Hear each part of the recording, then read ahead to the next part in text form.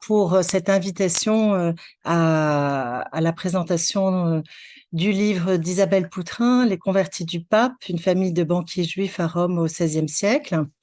Donc, je vais parler plus fort. Alors, attendez, mais peut-être que je peux tout simplement mettre un micro. Il est allumé. Vous m'entendez mieux? Voilà. Bien, alors nous allons, je vais faire une petite présentation du livre d'Isabelle Poutrin. Et puis ensuite, je laisserai la parole à Michael Gasperoni, qui est plus spécialiste que moi de l'histoire des Juifs italiens. Et moi, je vais me présenter, vous verrez, je suis une spécialiste du catholicisme à l'époque moderne. Et nous laisserons ensuite la parole à Isabelle, qui répondra à la fois à nos commentaires, à nos questions. Je n'ai pas forcément des questions. Et puis la parole aussi à la salle. Voilà. Donc, je commence. Donc, c'est une grande joie et aussi un honneur d'avoir été invitée par Isabelle Poutrin à parler de son livre. Les convertis du pape, une famille de banquiers juifs à Rome au XVIe siècle. Donc, je ne suis pas spécialiste de la conversion des juifs, mais je connais un peu les questions de conversion sous Grégoire XIII, les questions du prosélytisme catholique, et surtout, je connais Isabelle Poutrin depuis longtemps. Depuis que tu m'as accueillie à mon arrivée en qualité de boursière à la Casa de Velázquez pour une maîtrise d'histoire, alors que tu travaillais à ta thèse sur les autobiographies de religieuses espagnoles du siècle d'or, devenu un livre classique sous le titre « Le voile et la plume ». Depuis lors, c'est une relation d'amitié intellectuelle qui nous unit, et je peux le dire, tu as été ma grande sœur dans la profession d'historienne, non pas parce que tu as quelques années de plus, ce sont des écarts qui disparaissent au fil du temps, mais parce que tu as conservé ton aura et ton avance. Isabelle Poutrin a tout fait, tout gagné, la thèse, l'HDR, l'IUF et maintenant l'ERC. Ces sigles barbares, pour ceux qui ne sont pas dans la profession, mais qui représentent beaucoup de travail, beaucoup d'organisation, beaucoup de talents multiples et de persévérance. Cette très belle réussite n'a jamais empêché Isabelle Poutrin de s'intéresser aux autres, à moins que cela soit cet intérêt pour les autres qui explique que tu restes la première. Tu m'as toujours conseillé, suivi, encouragé avec générosité et bienveillance. Et pour ceux qui ne connaîtraient pas encore bien Isabelle Poutrin, je peux leur conseiller vivement le carnet de recherche POCRAM sur les conversions, sur le site Hypothèse. C'est un site accessible, POCRAM, et vous y trouverez des notes de lecture claires, érudites et passionnantes. Et vous verrez l'insatiable curiosité d'Isabelle Poutrin pour la conversion religieuse dans tous les contextes historiques, dans tous les contextes géographiques, Europe, Amérique et au-delà. Et j'ai découvert le dernier article sur la conversion d'enfants malgré leurs parents à l'occasion de la sortie du film L'Enlèvement de Marco Bellocchio, et qui est tout à fait passionnant et que je vous invite à découvrir si vous ne le connaissez pas encore. Donc, le livre dont nous parlons aujourd'hui est un tour de force. En effet, Isabelle Poutrin est spécialiste du catholicisme espagnol, des religieuses et de leurs relations d'autorité avec les hommes d'église, confesseurs et inquisiteurs, mais aussi à partir du second livre personnel, Convertir les musulmans, elle est devenue spécialiste des juristes, des canonistes, des théologiens qui se sont penchés sur les conditions de la conversion des musulmans à la foi catholique en Espagne, de la chute du royaume de Grenade, 1492, à l'expulsion des Morisques en 1609. Ainsi, pour ce troisième livre personnel, la spécialiste du catholicisme que tu es, offre une réflexion sur la conversion des Juifs. Le tour de force est que tu es devenue au fil du temps aussi une spécialiste du monde juif, en particulier des Juifs italiens. Tu as quitté l'Espagne pour les rivages du Tibre, pour le ghetto, pour les activités marchandes, les paris d'argent, les activités de prêt, les maisons que les Juifs louaient, les objets que l'on retrouve dans les inventaires après décès.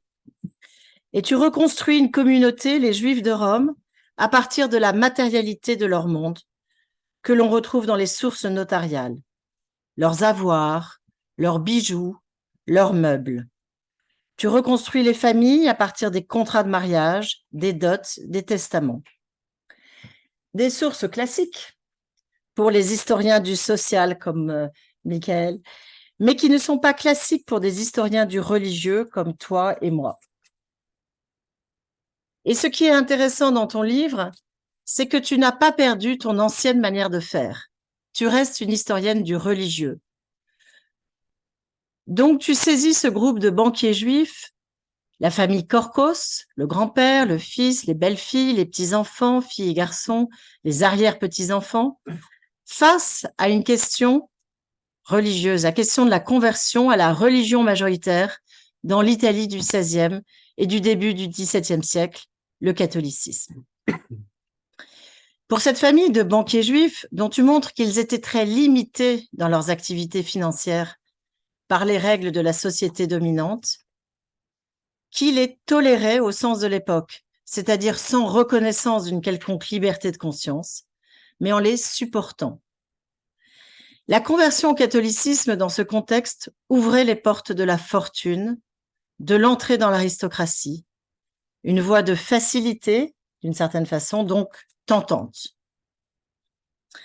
Si tu es devenue une spécialiste des banquiers juifs, tu n'as pas perdu ton expertise du catholicisme, maintenant romain et non plus espagnol. Les papes, les congrégations romaines, le tribunal de la Rote, les religieux comme Filippo Neri, fondateur de l'oratoire, personnage jovial, mais aussi terrible pourchasseur de juifs, qu'il veut absolument convertir. Ainsi, tu n'utilises pas que les sources notariées, mais aussi tout l'arsenal des sources ecclésiastiques, dont les procès de canonisation. Tu fais un usage extrêmement fin du procès de Filippo Neri pour ton enquête sur les Juifs de Rome et leur conversion. C'est cela qui est intéressant dans ce livre, c'est la dialectique entre les deux mondes que tu tiens à part égale, les Juifs et les catholiques. Les deux mondes sont documentés, les deux points de vue sont pensés.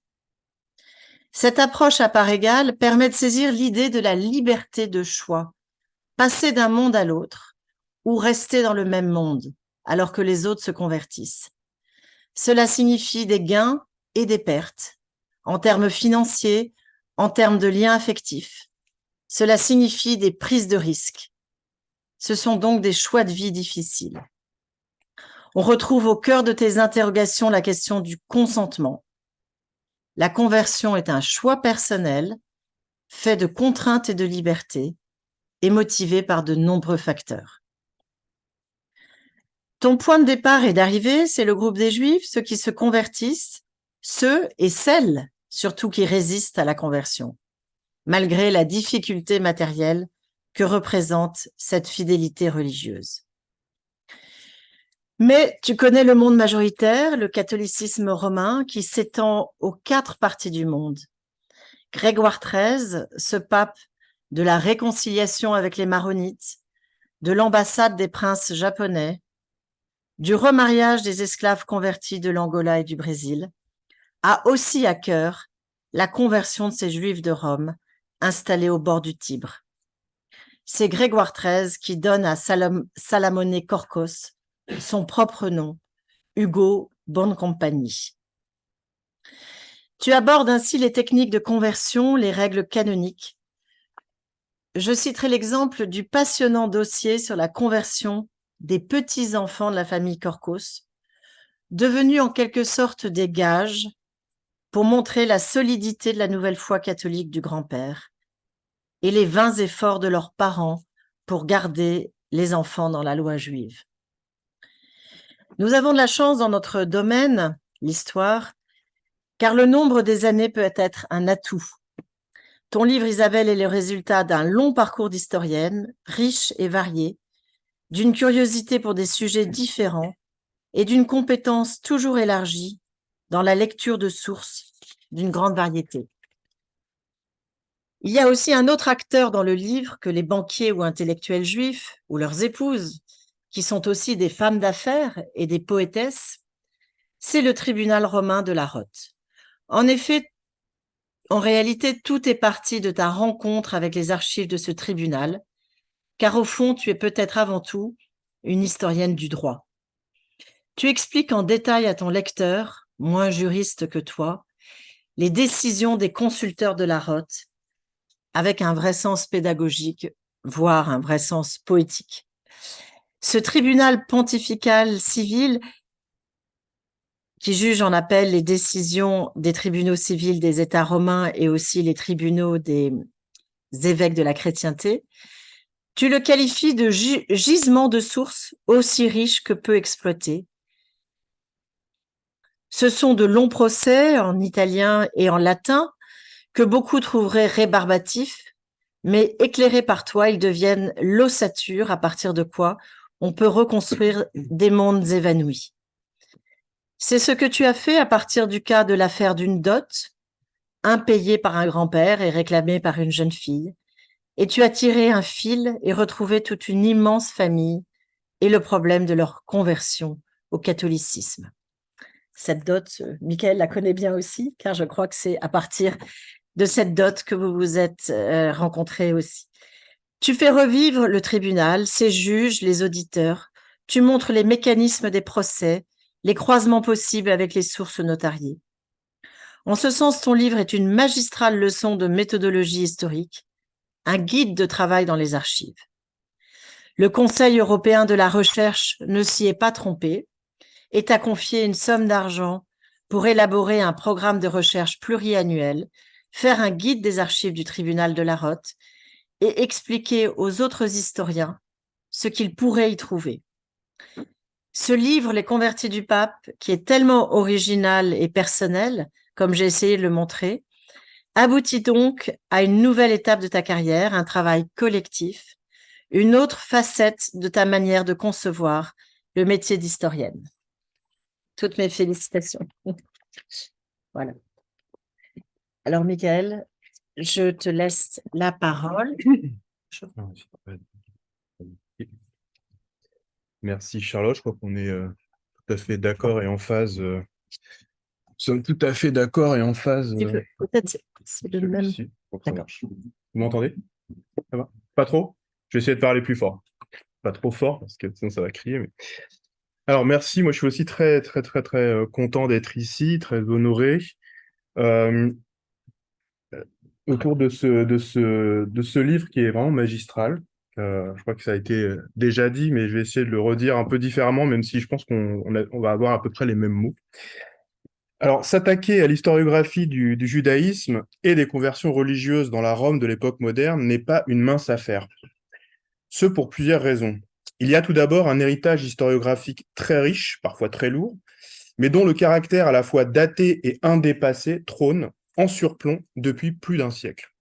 À commencer par l'œuvre d'Abraham Berliner, qui, dès la fin du XIXe siècle, donna le là d'une histoire des Juifs de Rome si particulière au regard des autres communautés de la péninsule italienne, elles-mêmes morcelées en différents États, qui incitèrent autant les Juifs à s'installer dans leur contrée pour soutenir l'industrie artisanale ou agricole, ou y faire prospérer le commerce, y compris le commerce de l'argent, bien entendu en premier chef, qu'à les en chasser, la plupart du temps temporairement, au gré des vicissitudes locales ou régionales. Au début du XXe siècle, c'est encore une historiographie germanique qui propose une histoire du peuple juif de Rome, le plus ancien d'Italie.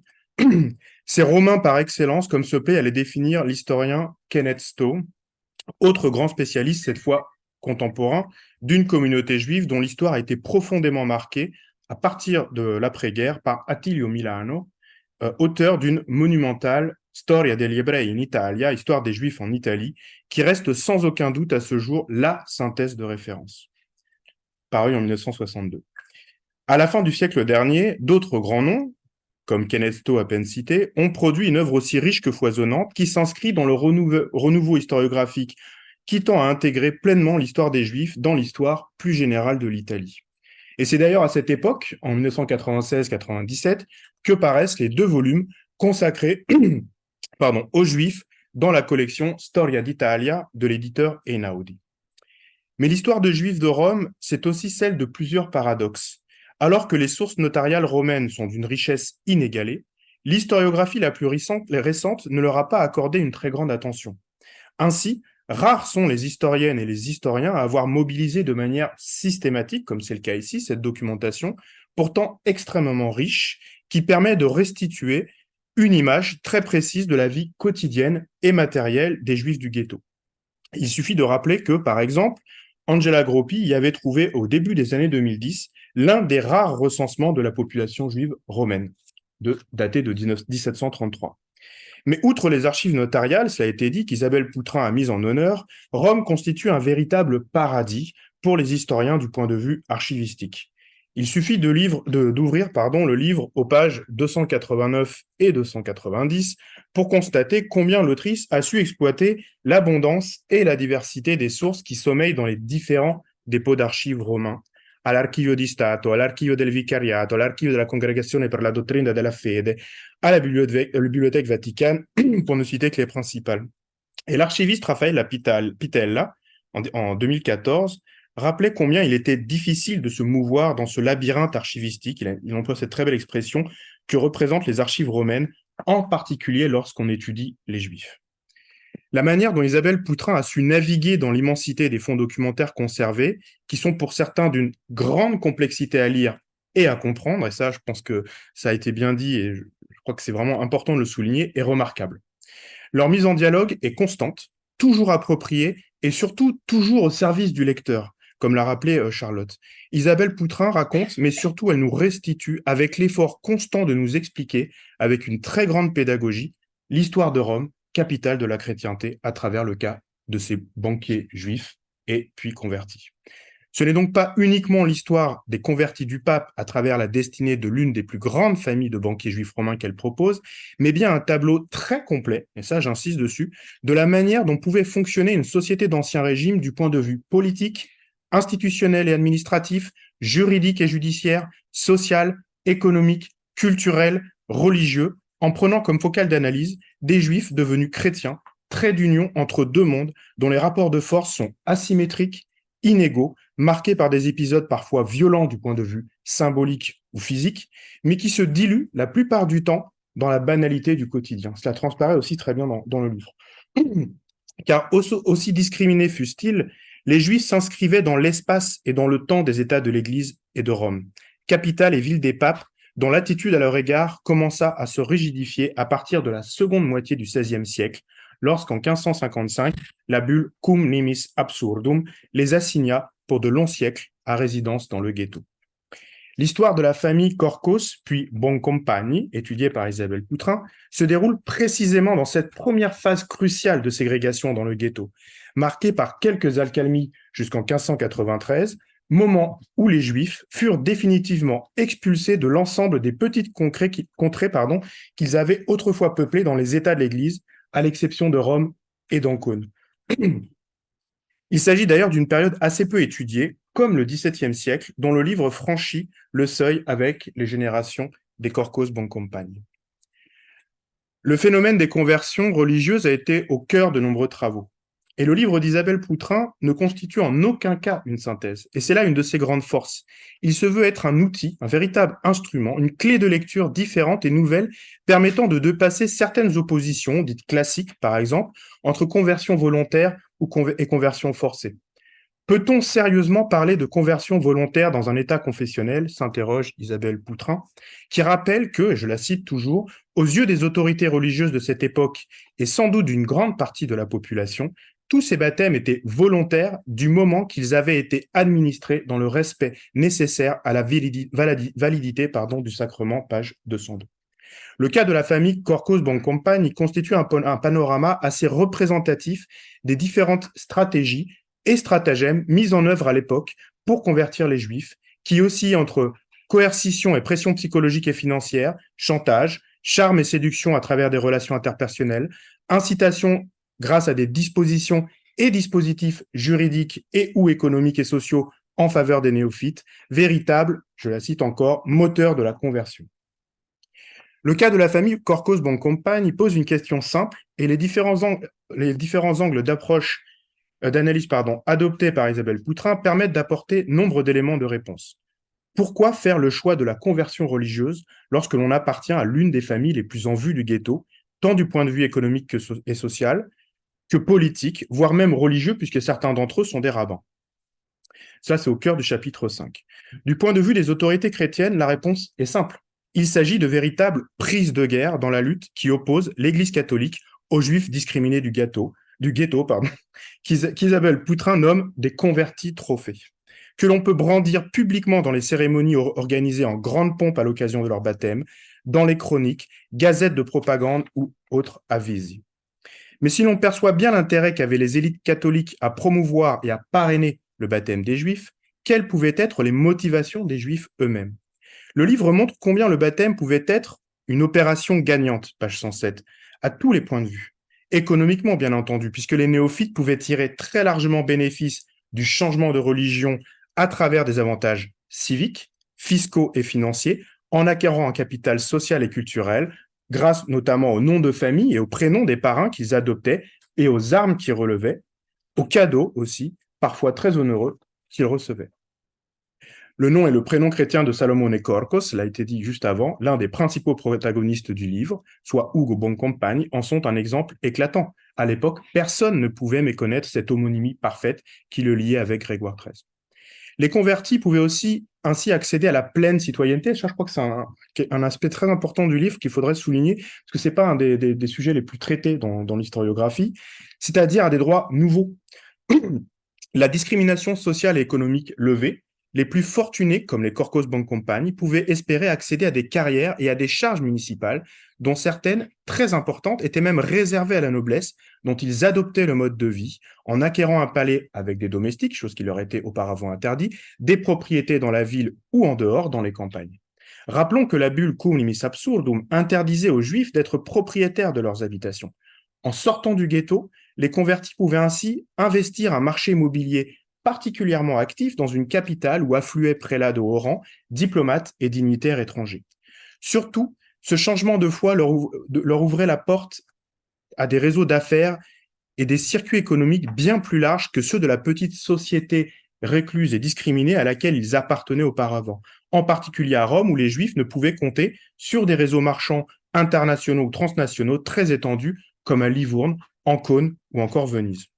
Et là, c'est une des particularités du monde romain.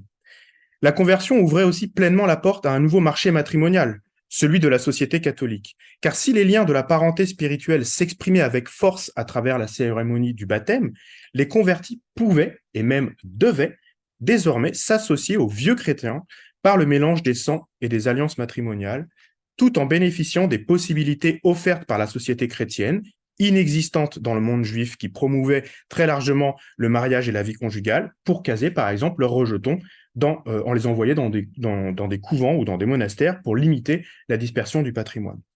Les enjeux économiques et sociétaux pour les élites sont nombreux et permettent ici de développer une réflexion particulièrement intéressante sur l'opposition assez diffuse dans l'historiographie qui consiste à penser que les pauvres se convertissent pour des basses raisons matérielles et que les plus fortunés le font avec conviction. Isabelle Poutrin rappelle à de nombreuses reprises que l'intérêt, et je la cite, économique n'est pas incompatible avec la foi, les conversions de convenance et de conviction pouvant tout à fait coexister. On voit page 255, on le voit aussi autour des pages 200. Ce sont des très très beaux passages d'ailleurs. Se convertir implique aussi de se couper de ces anciens réseaux communautaires et parfois familiaux. L'intégration dans la société d'accueil comportant un certain nombre de risques et sa réussite pouvant varier en fonction des origines sociales et des capacités économiques des acteurs. Isabelle Poutrin pose d'ailleurs la question de savoir s'il était réellement plus facile pour les membres de l'élite juive de se convertir, car appartenir à une élite d'un ghetto caractérisé par une forte pauvreté ne garantit a priori pas, loin s'en faut, de pouvoir intégrer immédiatement et pour ainsi dire naturellement les rangs de l'élite catholique, dont le niveau de fortune et le capital social étaient incomparables, il faut insister là-dessus, à celui du petit groupe dirigeant juif, et ce d'autant plus lorsqu'il s'agissait de l'aristocratie ou de la haute aristocratie, catholique j'entends. L'autrice rappelle, tout en nuance, qu'il existait différentes configurations possibles, tant au sein du groupe juif qu'à l'intérieur même des familles de convertis, et c'est une des grandes forces de ce livre qui montre combien les conversions familiales pouvaient s'étendre dans le temps et les générations, avec des degrés de réussite bien différents. Isabelle Poutrin étend d'ailleurs la généalogie des Corcos Boncompagni en amont comme en aval, puisque les oncles paternels du fondateur de la lignée s'étaient aussi convertis, c'est une chose qu'on ignorait. Alors ça peut vous paraître peut-être un peu secondaire et banal, mais moi qui aime beaucoup cette famille Corcos, j'ai découvert plein de choses, alors que c'est quand même des familles qui ont été étudiées, mais il y a énormément de nouveautés pour les spécialistes. Alors, ils ne seront peut-être pas nombreux, mais en tout cas, je pense qu'ils s'en régaleront. C'est ici que la démonstration d'Isabelle Poutrin prend toute sa force.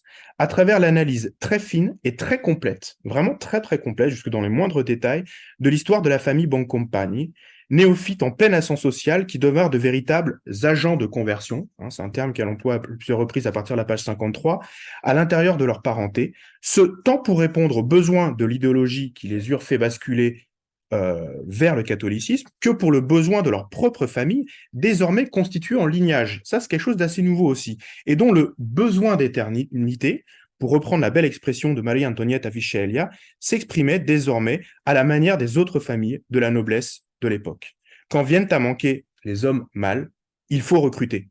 Et c'est précisément dans le ghetto que la pression du prosélytisme familial va s'exercer.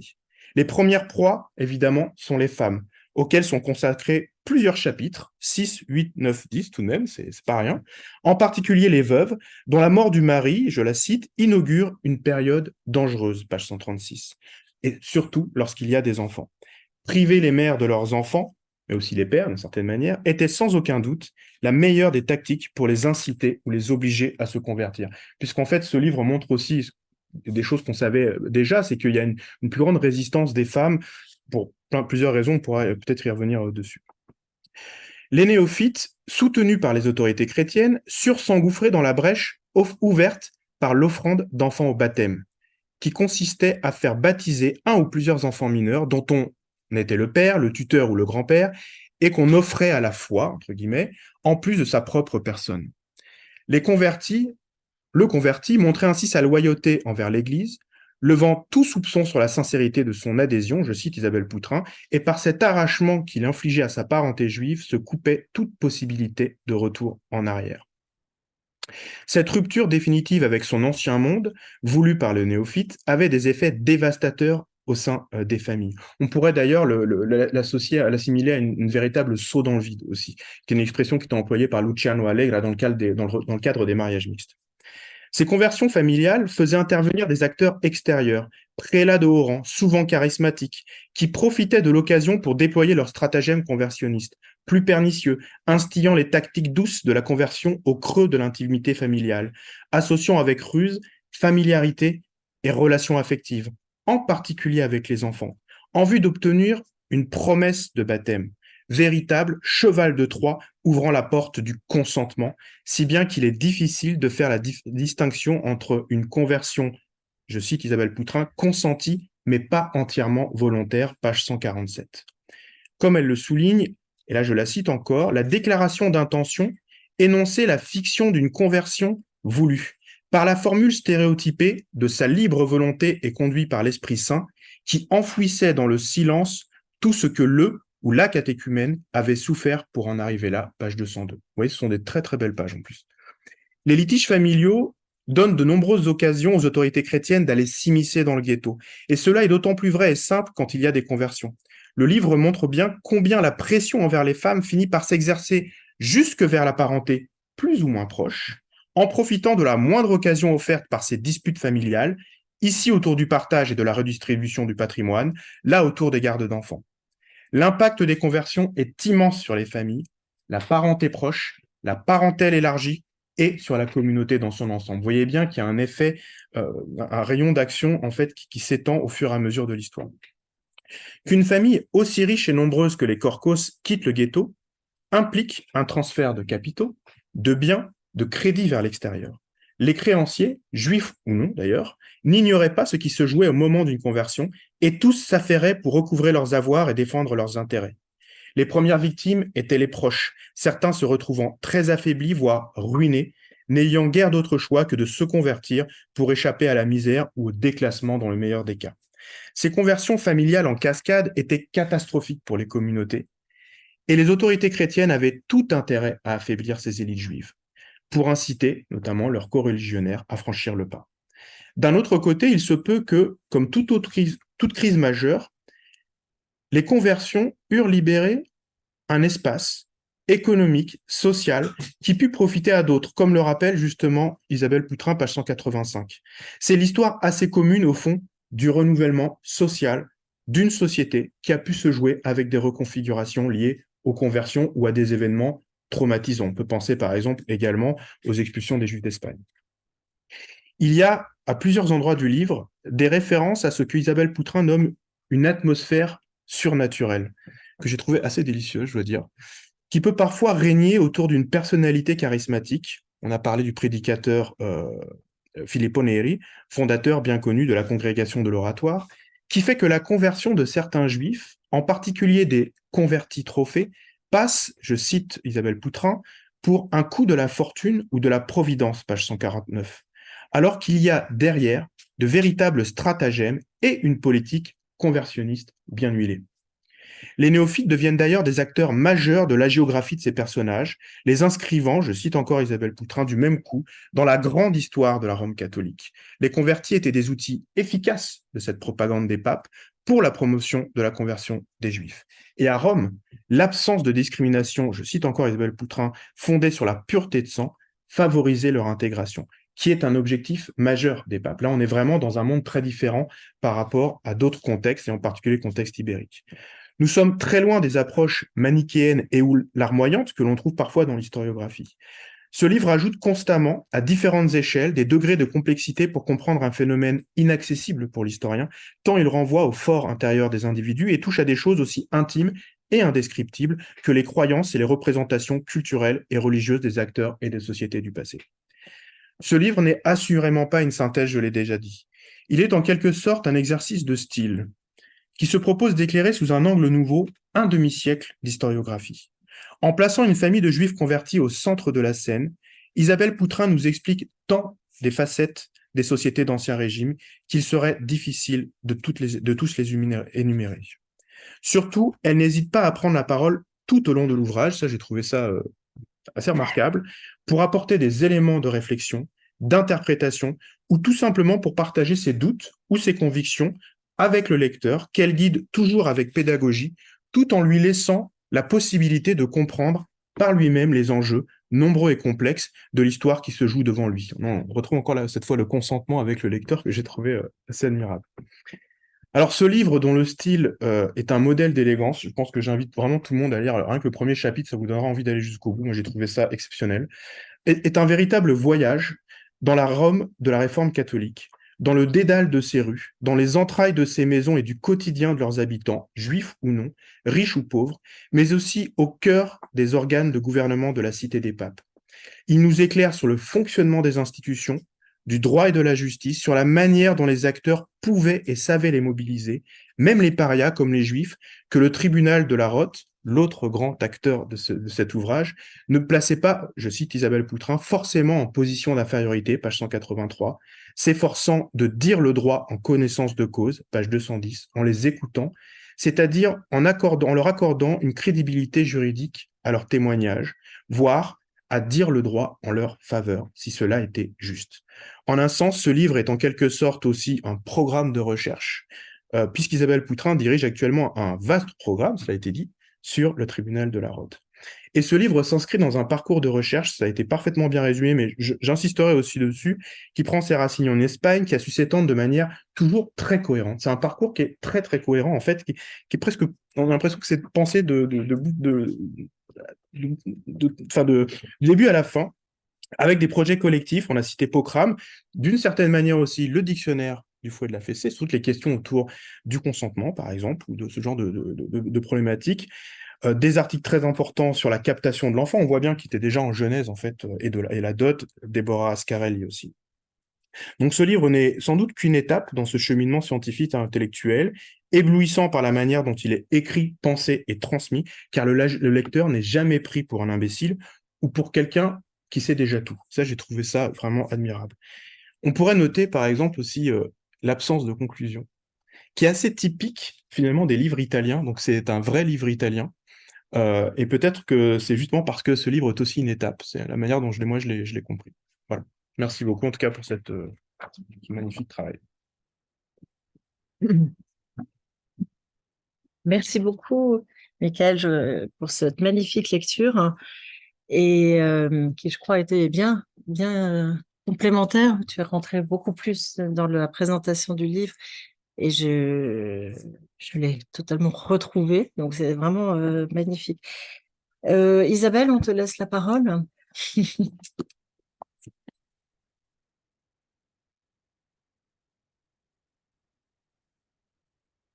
Alors, il faut aussi que j'allume mon propre micro. Ça se fait derrière, c'est ça? Ouais.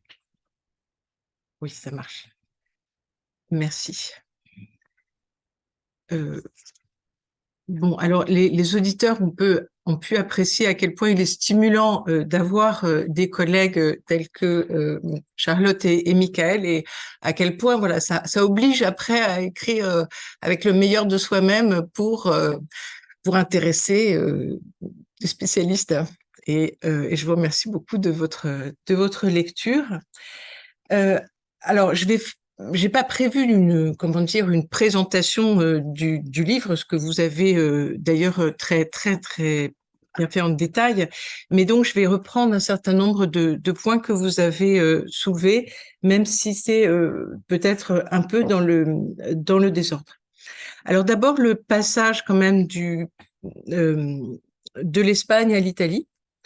En réalité, en fait, j'étais en train, dans les archives romaines, d'étudier des questions italiennes qui étaient enfermées dans des procès de la rote romaine. Alors, la rote romaine, donc, c'est un tribunal civil très peu connu parce que justement, ce sont pas des inquisiteurs, c'est pas de la justice criminelle. Tout est en latin, c'est très technique, donc personne n'a envie de s'y intéresser. Mais on va essayer d'inciter les chercheurs maintenant à travailler sur la rote. Et donc, je travaillais sur des histoires de consentement forcé aux vœux de religion, au mariage, en Espagne, au Portugal et en Italie. Et chemin faisant, je suis tombée, en étudiant des gros volumes imprimés de décisions de ce tribunal de la Rote, qui était le seul tribunal à l'époque à motiver ses décisions au fur et à mesure de la procédure. Donc, je tombe sur un cas de jeunes néophytes convertis qui réclamaient à son grand-père le paiement de sa dot. Et là-dessus, j'ai eu l'occasion de discuter du ghetto de Rome avec Michael, qui s'intéressait à la dot dans les familles juives. Et donc, le point de départ de cette recherche a été ce dialogue et cet atelier de recherche en février 2017 organisé à Créteil, qui m'a incité à creuser ce cas, puisque j'avais travaillé sur les conversions pendant longtemps et ce cas de jeune fille convertie ne pouvait que retenir mon attention. Alors ensuite, les archives romaines. Donc petit à petit, j'ai creusé ce cas et j'ai laissé de côté le livre que j'étais censée écrire sur les femmes entrées au couvent et mariées contre leur gré, donc qui reste à faire et qui est maintenant sur ma table de travail. Et je me suis plongée dans les procès de la Rote qui m'ont amenée aux archives notariales, parce que les juges de la Rote présentent des preuves pour juger si la famille juive de cette fameuse jeune fille Flavia, ils essaient de mesurer les facultés économiques de la famille juive pour savoir si c'est à elle de payer la dot ou si c'est au grand-père catholique Hugo Bonne-Compagnie de payer. Et donc, les juges de la Rote citent des testaments, des inventaires après décès en donnant les dates, le nom du notaire. Et donc, dans les mêmes archives où j'avais trouvé celles qui concernaient le procès de Flavia devant la Rote, il suffisait de regarder le catalogue et de regarder les fonds des notaires. J'ai trouvé les actes notariés cités avec exactitude, hein, ce qui me donnait une idée d'ailleurs de la qualité du travail de la rote romaine. Et l'archivio di Stato, qui est tout à côté de la place Navone, dans l'ancienne église, ancien complexe universitaire Santivo alla Sapienza, qui est maintenant à côté du Sénat. Hein, donc on croise des gens très bien habillés et d'importantes forces de police et beaucoup de touristes. Ces archives sont un lieu absolument incroyable parce que certes l'équipement pour le chercheur est un peu vétuste, hein, mais en même temps l'accueil est extraordinaire et surtout il y a de véritables trésors, puisqu'ensuite en tâche d'huile je me suis intéressée non seulement aux notaires normaux municipaux, mais aussi aux notaires des Juifs, car les banquiers juifs avaient enfin un notaire qui leur était attaché et qui enregistrait toutes les transactions passées en leur présence. Et ensuite, j'ai travaillé aussi sur les notaires de la Chambre apostolique qui, eux, ont une clientèle nobiliaire et qui s'intéressent, qui sont les notaires des bonnes compagnies une fois qu'ils ont réussi dans la vie, qui sont devenus de véritables parvenus, hein, en fait, grâce à leur conversion. Et puis, j'ai aussi trouvé dans les archives du tribunal, cette fois-ci criminel du gouverneur de Rome, un certain nombre de procès qui concernaient les paris sur les nominations de cardinaux. Ça, c'est le premier chapitre du livre, qui est l'exploration d'un procès de la Rote concernant les paris sur la nomination des cardinaux par le pape. Donc, j'ai trouvé ici les interrogatoires des pauvres types qui étaient raflés dans le quartier des banques et qu'on soupçonnait d'avoir fait ces paris illicites. Et j'ai trouvé aussi cette archive extraordinaire qui concerne la belle-fille du converti Hugo Boncompagnie, qui accuse un de ses beaux-fils de lui avoir subtilisé une partie de son argent, et on a tout l'état des lieux du palais, de la domesticité, etc., des convertis Boncompagnie. C'est quelque chose de fabuleux. Bon. Et donc, de proche en proche, j'ai trouvé d'une façon, enfin, à chaque fois qui m'émerveillait, d'énormes quantités d'informations sur cette famille. Et je crois que, alors, s'il est difficile de travailler sur les archives, sur les Juifs de Rome, c'est qu'il me semble qu'il faut un fil conducteur. Et que si on se dit simplement, je vais travailler sur les Juifs, il y a tellement de choses à faire, mais en même temps, les informations sont tellement éparses que on peut compulser des liasses entières, ce sont des liasses épaisses comme ça, hein, et ne trouver que un ou deux actes dans la journée qui soient vraiment intéressants. Si on n'a pas de fil conducteur, on ne sait pas comment prendre la chose. Et je pense que la force de ce travail a été d'avoir un fil conducteur qui était le procès de cette famille. Ensuite, j'ai noté systématiquement tout ce qui concernait ces familles juives du milieu des banquiers dans les actes. Alors, je prenais des noms, hein. Ça m'a permis de reconstituer des groupes familiaux. Et ensuite, quand je suis allée voir un autre fonds d'archives, celui des archives du vicariat, je savais déjà qui était qui. Et donc, quand je voyais des noms, des gens qui s'agenouillaient devant un prélat pour demander le baptême, je savais que c'était le cousin, la belle-sœur, la fille, etc., de la famille.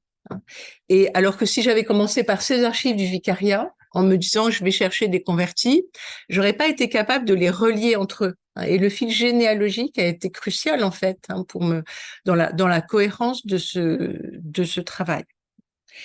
Par ailleurs, alors certes, j'ai vanté l'archivio di Stato, mais il y a deux aussi documents qui ont été fondamentaux dans cette recherche et que j'ai trouvé à l'extérieur de l'archivio di Stato. Le premier, ça a été celui que j'ai trouvé dans les archives de la Congrégation du Concile au Vatican. C'est une affaire d'enlèvement d'enfants juifs en 1604. Enlèvement d'enfants où j'ai reconnu, mais alors beaucoup plus petite, la jeune Flavia, que le procès de la Rote situe quand elle a environ 18 ans. Mais en réalité, le récit d'enlèvement d'enfants de 1605 permettait d'identifier la même Flavia comme étant l'aînée des 4 bambins enlevés à cette époque. Et c'est là encore, si j'avais lu simplement cette archive d'enlèvement d'enfants sans avoir en tête le procès de la Roth, je n'en aurais pas fait grand-chose. J'aurais dit, bah oui, on enlevait des enfants pour les convertir. Mais cette archive, elle éclairait ce procès de la Roth où rien n'était dit de cette fille Flavia, enfin des circonstances dans lesquelles elle s'était convertie. Donc, j'insiste sur le fait que c'est le croisement d'archives qui produit des effets, et de beaucoup d'archives différentes, et prises et trouvées dans des fonds différents. De même, le premier chapitre est donc consacré à une affaire devant la Roth de Paris sur les nominations de cardinaux. Alors, je tire le fil de ce procès. Le premier chapitre est en réalité comme un grand commentaire de document, comme nous nous évertuons à enseigner à nos étudiants qu'il faut faire un commentaire de document, c'est-à-dire on a un texte de 2 pages et on en tire 60 pour essayer justement de tirer tous les fils. Mais en réalité, c'est dans les archives de Pérouse que j'ai trouvé encore un procès de la Roth où le pape avait confié à un auditeur de la Roth le soin de juger de la validité des paris sur les nominations de cardinaux. Et ça transformait ma vision du procès que j'étudiais parce que ça me permettait de comprendre que ces paris sur les nominations de cardinaux étaient véritablement de grosses affaires financières qui n'avaient que très peu de choses de ludique. En réalité, c'était des activités qui brassaient des sommes d'argent considérables, qui mettaient aux prises des courtiers juifs et chrétiens, des petits revendeurs à la sauvette de billets de Paris qui étaient un peu comme dans le trafic de drogue, qui étaient des juifs et des chrétiens, et puis des gros financiers chrétiens. Et quand les papes quand le pape confie à la Roth le soin de juger de ce qu'il faut faire de ces contrats de Paris, on voit qu'il y a derrière toute une interrogation politique sur l'étendue même de l'absolutisme pontifical. Donc voilà, donc le centre, c'était les archives, l'archivio di Stato, mais des documents trouvés à l'extérieur, ont produit une lumière très très importante sur ce que j'étudiais. Un deuxième point que je souhaiterais relever, c'est celui des mondes à parts égales, parce que, alors bon, c'est évidemment une sorte d'impératif là de l'histoire globale. Mais on peut essayer de travailler aussi sur les mondes à parts égales à l'échelle d'une ville comme Rome. Il faut bien dire que dans l'historiographie de la Rome pontificale, les Juifs n'apparaissent que très peu, voire pas du tout. On a quantité de travaux excellents, mais sur les cardinaux, le fonctionnement de la curie, beaucoup de choses en histoire de l'art, sur le mécénat, le goût aristocratique, etc. Il n'y a pas de Juifs. Bon. La grande thèse de Delumeau dans les années 60 sur la vie économique de Rome au XVIe siècle a quelques Israélites, comme disait Delumeau, mais très très peu, et on sent que c'est un monde qui lui est totalement étranger.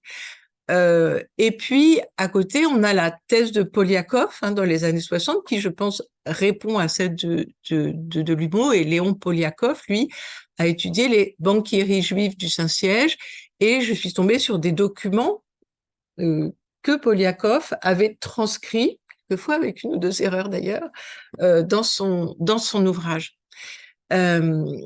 Et donc, il n'est pas si évident que cela de faire se rencontrer les deux mondes, étant donné que les spécialistes des Juifs de Rome, eux, sont quand même un peu forcés de s'occuper de la Rome chrétienne, au sens où les autorités pontificales font peser une pression constante sur les Juifs du ghetto, mais où on peut très très bien s'intéresser à la grande histoire de la Rome catholique sans voir à quel point la présence des Juifs à Rome est constitutive de cette société.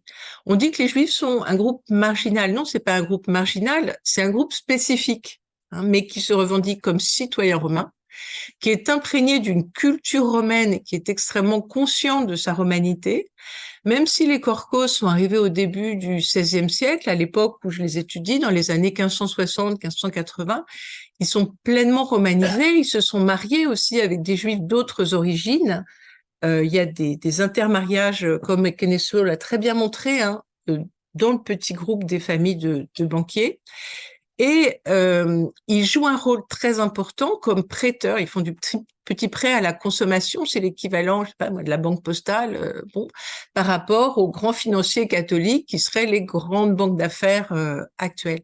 Et le premier chapitre me permet justement de situer la différence et l'échelle de richesse et de possibilités entre les deux groupes de financiers. Alors, c'est une histoire aussi que j'ai voulu à part égale dans la question de la conversion. Alors bon, on devine bien ce que j'en pense quand même de la conversion forcée, ça je fais pas mystère, mais en même temps, j'ai essayé justement de sortir de la question de la sincérité, qui est chère généralement aux ouvrages sur la conversion, parce qu'au fond, un certain nombre d'ouvrages sur la conversion viennent d'un groupe ou d'un autre, hein. Et alors soit sont des ouvrages sur la perte de ceux qui ont quitté le groupe, et à ce moment-là on s'évertue à montrer qu'en fait ils sont restés au fond de leur cœur quand même ce qu'ils étaient auparavant, ou alors on a aussi un certain nombre d'études sur la conversion qui partent aussi de récits de convertis, qui sont souvent des pièces apologétiques. Bon. Et donc, il est difficile de renouveler l'histoire de la conversion sans avoir de source autobiographique, ce qui est le cas de cet ouvrage ici.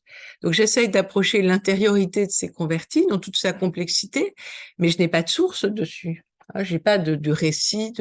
La seule chose que j'ai, par exemple, sur Déborah Korkos, la mère de Flavia, c'est un acte notarié où elle dit moi, Déborah, j'étais tutrice et j'abandonne la tutelle de mes enfants parce qu'elle se remarie, et en se remariant, elle perd la tutelle de ses enfants.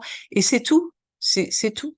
Donc, d'où la place des suppositions dans le texte et de la prudence. Dit, je pense que, étant donné ce que je connais du fonctionnement de ces sociétés, ce que je connais de la religiosité, des modes de raisonnement aussi qui pouvaient être ceux des gens du XVIe siècle, voilà, je pense que les choses ont pu se passer comme ça. Mais à chaque fois, en disant que se convertir pour un intérêt ou pour rejoindre son fils ou pour retrouver ses enfants, etc., n'exclut pas le fait, une sorte d'habituation, qui serait celle de la foi. Et en fait, le premier paragraphe du livre, qui est composé avec soin, se termine sur une mention de la possible conversion d'Henri de Navarre, qui est là pour rappeler, et ça va être un des fils conducteurs du livre, que la conversion au XVIe siècle n'est pas forcément un choix spirituel, ça peut être un choix politique, et pourtant, Henri IV a fini par être, paraît-il, un sincère catholique. Mais de même qu'à l'époque, on se marie sans être forcément amoureux et que l'amour vient plus tard. Bon. Et donc, il ne faut pas associer la conversion tout de suite à une démarche spirituelle. On n'est pas derrière un pilier Notre-Dame à avoir une vision qui nous ferait basculer dans un autre monde. On peut se convertir pour changer de religion. C'est pas forcément se convertir au sens spirituel du terme, mais ça ne l'exclut pas non plus. Voilà, je ne sais pas si j'ai un temps de parole oui, tu peux encore. Qui me permet de parler encore. C'est pour toi la meilleure spécialiste de ton livre et je pense que c'est passionnant de t'entendre. Bon. Alors, une des remarques aussi qui a été faite est sur l'écriture. Et véritablement, dans ce livre, alors d'abord, ce livre, comme tu l'as souligné très bien, Charlotte, rassemble ce que j'ai appris dans mon parcours d'historienne. C'est-à-dire que mon intérêt sur l'histoire de la conversion des femmes vient aussi du fait que j'ai passé 5 ans de ma vie et même plus à travailler sur des récits de religieuses et que, au début de mon travail, j'étais une spécialiste de l'histoire des femmes. Et en fait, alors, je pourrais vous redire ce que m'avait dit André Vaucher à un moment donné, quand j'avais soutenu ma thèse. Il m'avait dit, l'histoire des femmes, ne restez pas dans ce ghetto. Bon, Mais parce que c'était une époque où l'histoire des femmes dans un était autre ghetto, en fait. Oui, ouais, Tu l'as- il m'avait dit ça, et c'était pas un mauvais conseil, mais il faut savoir que quand même, dans les années 90, l'histoire des femmes n'avait pas encore la légitimité académique qu'ont maintenant les études sur le genre et bon, et on n'avait pas aussi tellement de lieux en France pour développer ce genre de choses. Mais au fond, ce qui m'intéressait, même dès cette époque des autobiographies de religieuses, c'était la façon dont les théologiens avaient raisonné sur le discernement, sur les vraies et les fausses visions. Et cet intérêt sur les théologiens, les canonistes et les règles m'a suivi ensuite pour le travail sur la conversion des musulmans et ensuite le dossier romain. Et j'ai rassemblé aussi, tu as parlé de l'article sur, comment dire, que j'avais consacré à la question, dans un couple d'infidèles, c'est-à-dire de non-chrétiens, quand l'un des deux devient chrétien, qui a la garde des enfants? Et oui, parce que on dit que le judaïsme se transmet habituellement par les femmes, on dit que l'islam c'est plutôt la religion du père, mais alors dans le catholicisme, il faut être baptisé, certes, mais est-ce que c'est une option de faire baptiser ses enfants? Donc j'avais consacré un article, mais vraiment auquel j'avais travaillé pendant plus de 3 ans, à cette question, et je l'ai retrouvé et réutilisé dans ce travail. Donc en réalité, même si j'étais nouvelle sur le terrain romain, en fait, il y a la stratification de mon travail antérieur dans ce livre. Alors, ce qui ne fait pas pour autant de moi une spécialiste des Juifs de Rome, j'aurais pas non plus cette prétention. De même que j'étais pas spécialiste des morisques. Je tiens bien à distinguer champ de compétences et les terrains sur lesquels je travaille, sur lesquels je finis par acquérir des connaissances, mais je n'y passe pas ma vie non plus. Donc, je ne continuerai pas à étudier les Juifs de Rome, quoique j'ai quand même relevé tous les procès devant la Roth où la Roth jugeait des Juifs, et j'ai quand même matière à un bon travail sur le sujet, parce que à part l'article remarquable d'Angela Groppi dans le XVIIe siècle, il n'y a vraiment rien à faire. Voilà, je ne veux pas être trop long, parce que s'il y a des questions dans la salle, j'espère avoir Voilà, on va en faire tout un cas tour de répondu à votre questions. très belle présentation dont je rougis encore. Voilà. On va donner la parole à la salle, et puis voilà. Donc, est-ce que vous avez des questions à poser à Isabelle Poutrin?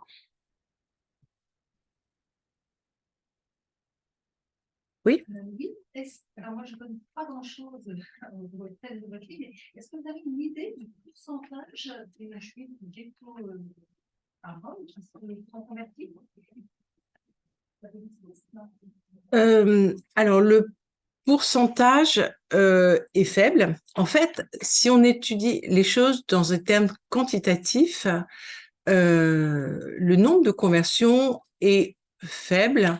Alors, les archives qui nous permettent de quantifier ces conversions sont celles de la Maison des catéchumènes, qui a été créée donc en 1543 pour, sous l'influence des jésuites, paraît-il, mais l'historiographie n'est pas unanime sur la question, pour abriter dans l'attente de leur baptême les juifs et secondairement les musulmans.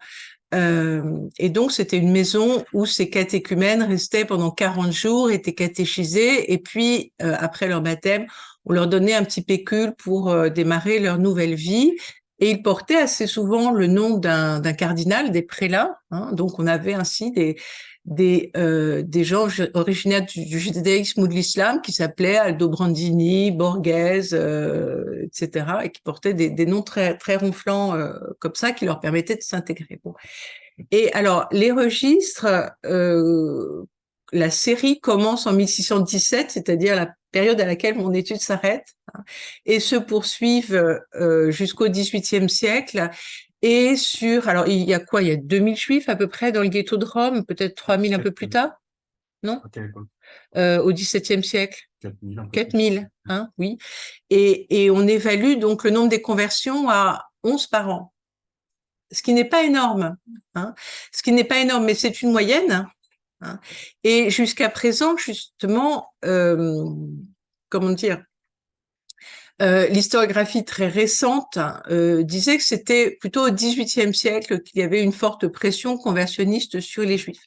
Ce qui est spécifique dans la période que j'étudie, qui n'a pas été étudiée justement sous l'angle quantitatif, c'est que ce règne de Grégoire XIII puis de Clément VIII, hein, jusqu'aux années 1605, est une période de grande offensive qui est dirigée à la fois vers les Juifs les plus pauvres, qu'on essaie d'attirer avec des aides, hein, et qui quelquefois se convertissent parce que ça leur permet de survivre, mais aussi vers les élites. Donc, dans l'histoire des conversions, on appelle ça la conversion par le bas ou par le haut, hein, donc, et là, quand même, on voit qu'il y a un poids quantitatif qui est non négligeable dans les familles de banquiers, mais comme l'a très bien souligné Michael dans sa présentation, ce qui est important, c'est l'effet domino de ces conversions plus que le nombre, hein.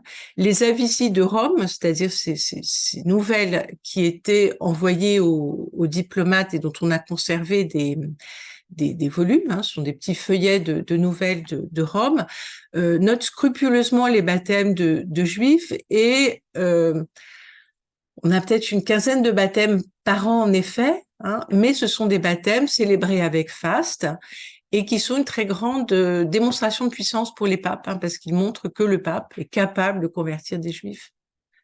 Donc, vous voyez, l'aspect quantitatif n'est pas forcément le plus... Enfin, est intéressant, et votre question était importante à traiter, mais c'est pas le seul aspect de la question. Oui, je voulais savoir s'il y avait un terme italien équivalent à Maran, et surtout, bien que les motivations étaient plurielles, est-ce qu'il y a eu quand même une opposition des rabbins pour essayer de contrer Alors, à ma connaissance, il n'y a pas de terme italien pour dire Maran. Enfin, Maran, on dit Maranos, on dit Maran, hein. Oui, Maran, mais en réalité, alors, les Maran, ce qu'on appelle Maran, ce sont soit des Juifs qui ont été baptisés, soit des descendants de Juifs baptisés, ce qu'on appelle des nouveaux chrétiens, hein, mais d'origine espagnole ou portugaise, qui ensuite donc arrivent en Espagne, en Italie, je le reprécise pour ceux qui ne verraient pas trop la différence. Et alors, il y a des nouveaux chrétiens à Rome à cette époque, hein. On a même un des financiers des consortiums financiers pontificaux, qui est un Portugais, un certain Lopez, nouveau chrétien, qui opère avec les financiers génois, et à la fin de sa vie, il se rejudaïse quelque part, hein, après, bon, bref. Mais alors, ces nouveaux chrétiens d'origine espagnole et portugaise avaient l'interdiction de fréquenter les Juifs du ghetto. On a une inquisition à Rome qui veille, hein, à la fois sur les maranes d'origine espagnole et portugaise, et qui veille à ce qu'il n'y ait pas de contact, hein, avec les Juifs du ghetto. Donc voilà pour les maranes. Alors, comment on appelle des nouveaux convertis du côté maintenant à Rome? Ces gens-là, les Corcos et les autres Juifs qui sortent du ghetto, on les appelle des néophytes, hein. Des néophytes, donc où on retrouve la racine phyto, donc les petites plantes, hein, des nouvelles plantes. Et ce terme d'ailleurs qui est botanique est tout à fait révélateur, parce que justement le néophyte, il faut l'entourer, hein, comme une petite pousse fragile, et donc en principe il n'a pas le droit de revoir sa parenté juive, hein, ni de conserver des intérêts dans le ghetto. Et donc en quittant le ghetto, les néophytes sont censés récupérer leur dot et leur héritage, et ça c'est un point sur lequel je veux insister, hein. Ce qui incite les Juifs à la conversion, c'est la bulle Cupientes Iudeos de 1542, où le pape Paul III organise les conditions financières des conversions. Le néophyte ou la néophyte, le jeune homme ou la jeune fille qui opte pour le baptême, doit récupérer du vivant de ses parents son héritage ou sa part de dot. D'habitude, c'est en mourant qu'on laisse l'héritage, donc on n'a plus besoin de son argent. Bon, là, les parents juifs, ils ont besoin de leur argent, mais ils doivent donner à leurs enfants ou à leurs enfants, s'il y en a plusieurs qui se font baptiser en même temps, leur portion, argent qui est bien souvent investi dans la banque familiale. D'où l'aspect tout à fait dramatique pour les familles de cette législation, puisque les banquiers doivent réaliser une partie de leurs avoirs qui va être captée en dehors du ghetto. Et donc, quand le fils se convertit avec sa femme, eh bien, les parents du fils doivent aussi rendre la dot de la belle-fille, dot qui a été investie dans la société, dans la banque familiale. Donc, là, ces néophytes, ils se retrouvent dans une situation où ils sont censés quitter le ghetto, mais je montre que pas tout à fait, parce que le règlement de ces affaires familiales peut prendre quand même assez longtemps. Hein, donc, c'est pas immédiat. Et pour les rabbins, Alors, pour les rabbins, alors qu'en disent les rabbins, d'une part, alors la profession de rabbin dans la communauté juive de Rome n'est pas forcément celle d'un rabbin rémunéré par la communauté. C'est-à-dire qu'on a plusieurs personnes qui s'intitulent rabbins ou qui sont appelés rabbins, sans être forcément des gens qui officient à la synagogue. Un rabbin, ça peut être aussi un homme qui a des connaissances dans la halakha, le droit des Juifs, assez fortes, et en général, il cumule cette profession avec celle de médecin, banquier, parce que rabbin en soi, c'est pas rémunérateur. On peut aussi avoir un rabbin qui joue le rôle de notaire de la communauté, et donc là, il se rémunère avec les droits qu'il touche. Bon. On suppose qu'ils sont pas rabbins, mais il y a un certain nombre de rabbins qui se convertissent. Hugo Bonne-Compagnie, donc l'ancien Salomone Korkos, c'est un homme d'une très grande érudition dans le judaïsme. Il accumule une collection de livres hébraïques qui se retrouvent maintenant dans les fonds du Vatican, et il en arrive à penser que finalement le catholicisme réalise les promesses faites au peuple d'Israël. Voilà, on a tout un ensemble d'arguments de prédication aux Juifs qui consistent à prêcher aux Juifs en fonction des textes bibliques, hein, pour leur montrer que justement le catholicisme, le christianisme a réalisé l'alliance, et les Juifs sont d'autant plus, obligés de recevoir cette parole que, et là on n'en a pas parlé, Grégoire XIII instaure aussi des prédications forcées, donc tous les samedis après-midi.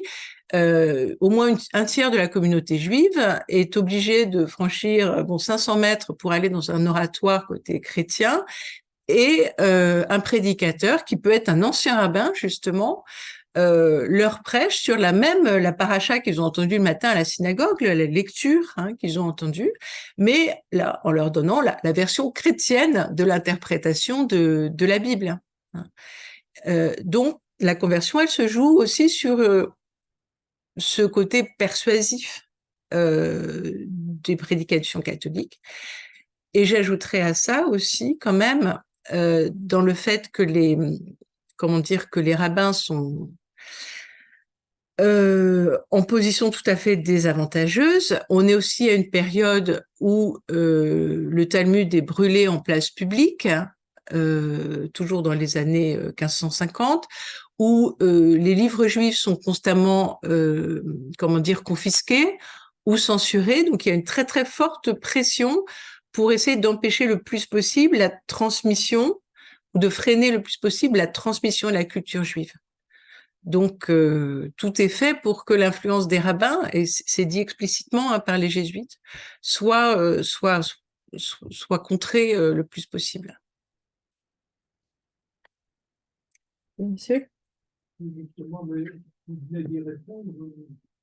Je voulais vous demander, est-ce qu'il y avait comme on trouve des controversies pour les protestants, par exemple, vous venez d'y répondre par la prédication. Mais est-ce que c'est Est-ce qu'il y a une organisation de conversion, hein? Là, est-ce que c'est surtout les relations personnelles qui jouent? Non, non, c'est un véritable dispositif conversionniste, hein. Alors, qui repose d'abord sur le droit canonique dans la longue durée, dans l'idée qu'il est tout à fait louable d'un point de vue catholique de convertir les Juifs, hein. C'est la synagogue aveugle, ils n'ont pas su reconnaître la révélation, ils sont déicides en plus, enfin bon, ils sont accusés de toutes les traîtrises possibles. Donc c'est quand même un objectif de l'Église de convertir les Juifs. Et puis, au moment de la réforme catholique, les papes mettent en place un dispositif de conversion. Alors, il y a la maison des catéchumènes. Plus tard, on a le collège des néophytes aussi, qui est un collège pour l'instruction des jeunes néophytes. Et c'est là que les enfants de la famille Bonne Compagnie font leurs études secondaires. Plusieurs des spécialistes de la prédication aux Juifs sont d'anciens rabbins, et en particulier, on en a un qui s'appelle Andrea Del Monte, dont j'ai pu montrer donc qu'il est le mari de la tante de Salomone Korkos, donc et que comment dire, il est déjà en relation avec cette famille. C'était un certain Joseph Sarfati qui se convertit et qui dans les années 1540, hein, je crois, et qui donc prend le nom d'Andrea Del Monte. Il est connu dans la littérature française parce que quand Montaigne se rend à Rome, dans son magnifique récit de voyage que je conseille à tous de lire, que j'ai étudié avec mes étudiants de L2 l'an dernier, Andrea Del Monte se rend justement écouter une prédication aux Juifs, parce que c'était aussi, comment dire, une sorte de spectacle un peu touristique et où on mettait en scène comment dire, le prosélytisme catholique. Et donc, il écoute celui qu'il appelle un rabbin renier, hein, donc prêcher aux Juifs. Et ce poste de prédicateur des Juifs reste en place jusqu'au XVIIIe siècle. Et on a même un des petits-fils de Salomone Korkos, mais un homme qui est un parfait dominicain et qui n'a jamais eu de rapport avec le judaïsme parce qu'il est né dans le christianisme, devient un de ces prédicateurs aux Juifs dans la deuxième moitié du XVIIe siècle. Donc c'est quelque chose d'institutionnalisé, de routinisé. Et donc on peut parler d'un dispositif qui est un dispositif institutionnel, légal, avec cette bulle Cumpientes Judeos, et puis je dirais aussi quand même économique et esthétique aussi, parce que il faut quand même pas oublier ce qu'est Rome à cette époque. Delumeau a écrit un livre qui s'appelle La seconde gloire de Rome, où il nous montre cette Rome baroque du XVIe siècle qui se couvre d'édifices absolument magnifiques, qui est un lieu d'un rayonnement artistique hors de pair. Et alors, dans le procès de canonisation de Filippo Neri, on voit un récit d'un prêtre qui témoigne au procès de Filippo Neri, et il dit, voilà, j'ai rencontré 2 jeunes juifs très bien faits de leur personne qui visitaient la basilique Saint-Pierre. Il y a une attraction pour les juifs de la Rome catholique, dans ce qu'elle peut leur offrir de différent du ghetto, d'un point de vue esthétique. Ils vont voir quand même, ils se tiennent au courant, ils circulent.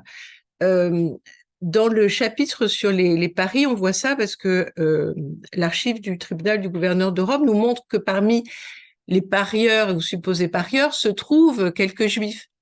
Les juifs, ils vivent pas enfermés dans le ghetto, ils sont enfermés pour leur logement, mais dans la journée, ils bougent, ils vaquent à leurs affaires, et donc ils sont en contact aussi avec cette Rome catholique, qui est un lieu qui peut être aussi, oui, attirant d'une certaine façon. Et ça fait partie du dispositif d'attraction, il me semble, du catholicisme à cette époque. Est-ce qu'il y a d'autres questions? Sinon, je me demandais si tu pouvais peut-être évoquer, aussi, je pense, par rapport à des questions qui ont été posées, ce que tu appelles l'effacement du stigmate. Tu en as un peu parlé, mais c'est tellement différent justement du monde ibérique Voilà, les Juifs, une fois convertis, rentrent dans la société romaine de plein pied. Il n'y a pas de trace de leur judaïsme en principe. Enfin, Oui, voilà, je pense que on a tellement été habitués au monde ibérique, enfin, disons qu'on voit cette question du maranisme, et c'est là, c'est très différent. Voilà, je pense que ça permet de répondre peut-être à la question de Madame aussi. merci. Bien dans les rails. Et en fait, oui, et c'était là que pour moi le fait d'être passé d'abord par le monde espagnol, enfin, était utile. En gros, on a deux attitudes, et ça c'est Anna Foa qui l'avait très très bien montré dans un très bel article. On a deux attitudes vis-à-vis de la conversion en Espagne et en Italie. C'est pas du tout la même chose. En Espagne, en fait, on ne croit pas dans les pouvoirs salvateurs du baptême. On pense qu'un juif ou un musulman reste toujours un infidèle, et même au bout de la 5e génération, c'est dans le sang, hein, il en reste quelque chose, le sang est impur, et donc on a ce qu'on peut appeler un stigmate de l'infidélité, hein, en langage sociologique ou historien, hein, l'idée que de façon presque biologique, hein, enfin de façon oui biologique, génétique, l'infidélité se transmet des parents aux enfants, aux arrière petits-enfants, avec une sorte de proto-racisme un peu comme l'a montré Jean-Frédéric Chauban. En Italie, on croit dans les pouvoirs du baptême, hein, le pape croit dans les pouvoirs salvateurs du baptême. Et donc, le néophyte, il est néophyte normalement pendant 1 an. C'est une période un peu de probation, hein, pendant lesquelles il peut pas, en principe, sauf dérogation pontificale, bien sûr, mais il peut pas, en principe, toucher des revenus ecclésiastiques, par exemple, hein, où il lui sera difficile de témoigner dans un procès entre un juif et un chrétien. Donc, il y a une petite période de sas, comme ça. Alors, période qui peut durer un petit peu plus longtemps, parce que dans les archives, on voit bien que certains sont appelés néophytes plus d'1 an après leur baptême. Mais disons qu'à la génération suivante, du côté italien, les enfants s'intègrent et on ne les appelle plus des néophytes. Tout est fait pour favoriser les mariages de ces néophytes avec, alors, ceux qu'on appelle quand même des vieux chrétiens, hein, sous la plume de la Roche, c'est-à-dire des chrétiens qui ne sont pas d'origine juive. Et il y a même des avantages fiscaux donnés aux jeunes hommes qui épouseraient des jeunes filles d'origine juive. Hein, justement, les juges de la Roche se demandent à combien fixer la dot de cette fameuse Flavia, et disent bon, faut pas que ce soit trop bas, parce que si on veut qu'elle trouve un mari, comme quand même elle est juive d'origine et tout, bon, il faut quand même que ce soit intéressant. Donc voilà, il y a un petit stigmate comme ça, mais il dure pas très longtemps. Hein. En tout cas, il survit pas à la personne qui elle-même s'est fait baptiser. Ça se transmet pas aux enfants. Et en plus, comme les papes et les cardinaux parrainent ces juifs qui s'appellent Borghese, Bonne Compagnie, etc., ils gardent pas leur nom juif. Alors, dans le cas des Corcos, quand même, quand les Avisi mentionnent les baptêmes des Corcos, on parle toujours de cette famille Corcos, c'est bon, il y a une petite trace dans la rue romaine. Hein. Mais au fond, tout est fait pour gommer l'origine. Et le fait même de porter ce nom de la parenté des noms pontificaux ou des noms de prélats favorise l'intégration dans le groupe romain. Je vais prendre l'exemple de Paolo Zacchia, qui est un des personnages de ce livre. Paolo Zacchia, il est connu de nos jours, les médecins peut-être, s'il y en a dans la salle, le connaissent, c'est un des fondateurs de la médecine légale. Il a écrit un gros traité de médecine légale en X volumes, je crois 7 volumes, publié dans les années 1621. Bon.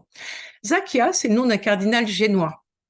Et il y a quelques années, une chercheuse a dit peut-être qu'il serait d'origine juive et il y a eu ces baptêmes des Corcos. Bon, faudra aller chercher de ce côté-là.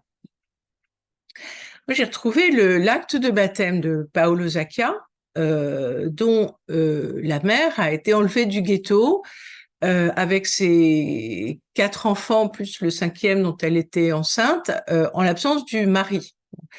Et Paolo Zacchia, il a été baptisé, donc avant, il s'appelait Betarbo, et il avait un prénom juif, et il a été baptisé à l'âge de 15 ans. Ce Paolo Zacchia, jamais dans la suite de sa vie, il n'a fait état de ses origines juives. Son frère Lorenzo Sacchia est connu pour avoir écrit un magnifique traité sur les sociétés d'office, un traité de finance. Personne ne savait qu'il était d'origine juive, jusqu'à ce que, voilà, moi j'ai découvert ce document. Alors, c'est d'autant plus intéressant que l'un fait un traité sur les affaires, les sociétés d'office, et l'autre devient médecin. Et on sait que la famille était une famille de banquiers, qui était aussi de la famille des médecins David Terbo, de Isaac David Terbo. C'était une grande famille de médecins. Et donc, à la fois, on a une continuité des activités de ces hommes à l'âge adulte. Ils reprennent en fait les professions de leurs ancêtres, les affaires, la banque, la finance pour l'un, la médecine pour l'autre. Ils le font parce que, comme juifs, ils n'auraient jamais eu la possibilité de faire carrière. Les médecins juifs n'avaient pas le droit de soigner des chrétiens, ils n'avaient pas le droit de passer leur doctorat à Rome, etc. Enfin, il y avait plein de limitations. Donc, à la fois, ils font des carrières qu'ils ont pu faire dans la Rome catholique, après des études chez les jésuites. Donc, il y a une parfaite continuité. Mais le prix à payer, c'est l'oubli total de leurs origines. Au point que, alors, évidemment, quand on voit la gravure qui montre quand même Paolo Sacchia dans ses œuvres, on dit oui, bon, il fait un peu séfarade, oui, quand même, peut-être c'est pas vraisemblable, bon. Mais si on le sépare, on se dit bon, il est peut-être du Romain du Sud, voilà. Bon, toutes les interprétations sont possibles. Voilà. Et donc, comment dire, oui, la posture à l'égard des convertis, de ce stigmate des origines est totalement différente. D'ailleurs, peut-être pour ajouter quelque chose, ça transparaît jusqu'au fascisme, en fait. En fait, tous les gens qui ont été baptisés, par exemple, avant 1938, ont pu bénéficier, n'ont pas été forcément touchés de plein fouet par les lois raciales. En fait, la question du baptême en Italie, vraiment, jusqu'au moment crucial du fascisme, lave d'une certaine manière les origines. C'est vraiment c'est une spécificité qui dure jusqu'au XXe siècle, en fait. Oui. Des questions dans la salle? Alors, moi, j'en avais encore une, éventuellement l'écriture, mais surtout, je voulais juste parler de la très belle couverture.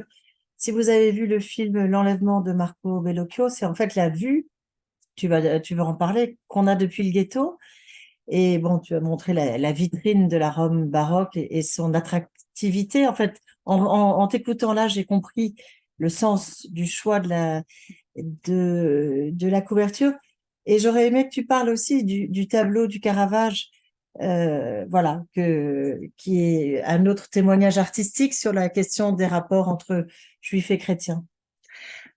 Alors, d'abord ce tableau, alors qui est un tableau du XVIIIe siècle, On peut le du montrer, Antonio Joly, aussi pour les... mais que j'ai choisi aussi pour ses magnifiques couleurs, à vrai dire, quand même. Et puis, c'est un peu la vue mythique que prennent tous les touristes avec la basilique Saint-Pierre de Rome. À l'époque que j'étudie, la basilique Saint-Pierre de Rome n'est pas encore tout à fait terminée. Il manque la coupole qui est mise à ce moment-là. La ville de Rome est un personnage important du livre, peut-on dire, parce que la question des distances, du temps à parcourir, de la localisation du ghetto dans Rome, la question aussi du Tibre comme barrière, des inondations, de l'insalubrité, etc., compte dans la vie matérielle des Juifs et des chrétiens. Et j'ai travaillé beaucoup sur les conditions matérielles, les conditions de vie, de l'habitat. On voit dans les inventaires des banquiers, par exemple, le délabrement de ces maisons des ghettos qui sont construites en hauteur avec des matériaux assez friables pour faire des réparations et des effondrements. On voit le Tibre, alors qui a été simplement, dont les quais datent d'une période assez récente, et même le pont Saint-Ange là a reçu une arche de plus lors des travaux de réalisation des quais. Bon, donc c'était un fleuve beaucoup plus impétueux à l'époque moderne. Donc voilà, donc j'ai choisi cette illustration pour montrer la présence vraiment de la ville. Maintenant, la première illustration que j'avais proposée à l'éditeur était le tableau de Caravage qui s'appelle La vocation de Saint Matthieu et qui est à l'église Saint-Louis des Français. donc tout à côté de la place Navone, et où on voit des hommes qui sont pas juifs d'ailleurs, c'est un publicain, hein.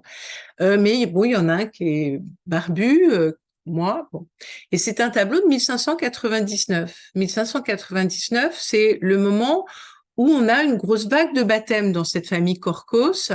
C'est un peu la troisième vague, les pressions font leurs effets. Et après beaucoup de péripéties dramatiques, une grand-mère qui essaie de partir de Rome pour mettre ses enfants à l'abri, puis elle est rattrapée par la police pontificale et tout le monde doit se faire baptiser à la fin, etc. Bon, c'est le moment de ces baptêmes dramatiques de 1599 et c'est l'année où Caravage a peint son tableau. Or, en fait, notice Wikipédia, je sais pas, enfin, je cite modestement ces sources parce que j'ai pas eu le temps de creuser la vie du Caravage, mais paraît-il, le Caravage était proche des oratoriens de Philippe Néri. Et donc, il a pu peut-être assister à ces baptêmes des Korkos, hein, ce qui pourrait me donner une autre vision de son tableau, hein, peut-être derrière ces publicains qu'il montre, ce Saint Matthieu et cette vocation où l'un d'eux dit moi, bon, peut-être qu'on peut aussi reconnaître ces Juifs de Rome. Hein, voilà. J'offre ça aux historiens d'art comme hypothèse de travail et comme nouvelle lecture du tableau. Si je peux ajouter une question. Et Bien fort pour que tout le monde j'ai entende. beaucoup apprécié la référence à cet dispositif de conversion. Cela complifie la question et je me demande les relations avec les missions. Donc, les missions à l'étranger, je pense, au-delà de l'Europe.